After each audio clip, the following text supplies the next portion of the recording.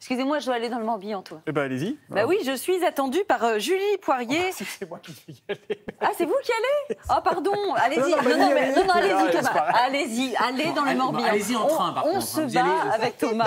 Mais si, venez avec moi, venez, on y va dans le Finistère. Non, dans le Morbihan, sur le littoral de Saint-Pierre-Quiberon, où il y a du vent, visiblement. Et pas que vous allez nous faire découvrir une réserve de vagues. C'est bien, deux aussi. Vous aimez bien. Oui, une réserve de vagues, exactement, Thomas. Nous, on a l'air frais ce matin. Vous voyez, on n'est pas comme vous. Je vous entendais ce matin dire qu'il faisait chaud. Regardez, les réserves de vagues, c'est ça. Regardez cette sublime image de Benoît Robin. C'est ici, sur la plage de Port-Blanc, à Saint-Pierre-Quiberon. Et une réserve de vagues qui s'étend sur 1 km de long jusqu'à 300 mètres au large. Attention, tenez-vous bien, c'est unique en France. C'est la toute première en France. Elle a été créée en février de cette année. Et il faut savoir que ça sert tout simplement à protéger l'hydrobiodiversité. Ouais, attendez, parce que les réserves de bonbons, les réserves de pâtes, tout ce que vous voulez, on connaît. Mais la réserve de vagues, il faut nous expliquer un petit peu plus parce que là, je n'ai pas le concept.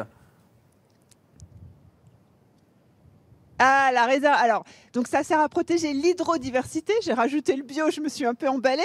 Et c'est Erwan qui est à l'origine de ça. Erwan, vous êtes un surfeur et la mer, c'est votre élément. Et vous vous êtes dit, on va créer une réserve de vagues. Mais ça sert à quoi cette hydrodiversité? Parce qu'on ne connaît pas du tout ce mot en fait.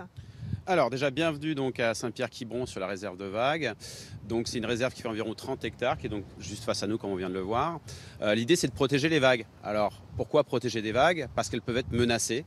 Donc moi je voyage pas mal et j'ai surfé des vagues qui ont disparu suite à des constructions humaines.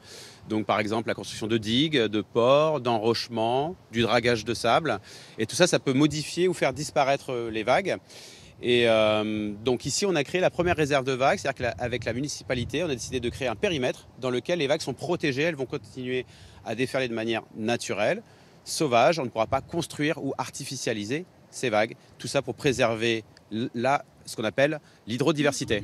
Ouais, c'est ça. Alors justement, regardez, ce matin, elles font 2 mètres de haut. Je vous dire que ça fait envie d'y aller, Thomas et Julia. Alors je suppose que vous voulez savoir ce que c'est que l'hydrodiversité. C'est oui. un mot qu'on emploie depuis tout à l'heure. C'est quoi en fait? C'est ce qui se passe sous la vague? C'est ce qui se passe sur le sable? Enfin, on ne comprend pas trop.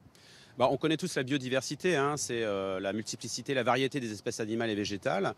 L'hydrodiversité, c'est la variété des milieux aquatiques en mouvement. Par exemple, dans une rivière, ça va être des cascades, des torrents, ça on le voit bien. Et en mer, ce sont les vagues, c'est ce qu'il y a de plus dynamique.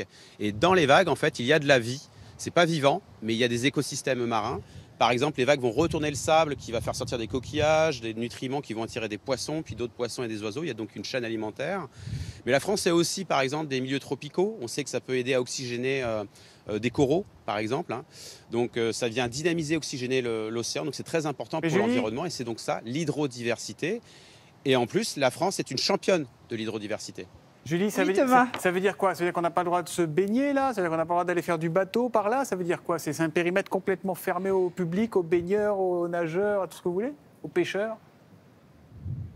Alors non, on n'a pas le droit de venir se baigner là, ici, clairement. C'est un site qui est protégé, on est d'accord. Mais les surfeurs, ils ont le droit de venir ici, Erwan?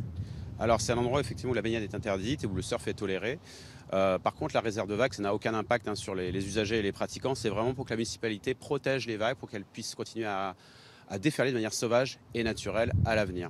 Alors, vous l'avez dit, la France, championne de l'hydrodiversité, ça on ne le sait pas. Est-ce que vous savez, Julia et Thomas, combien mesure l'aire maritime française? Aucune idée. Beaucoup.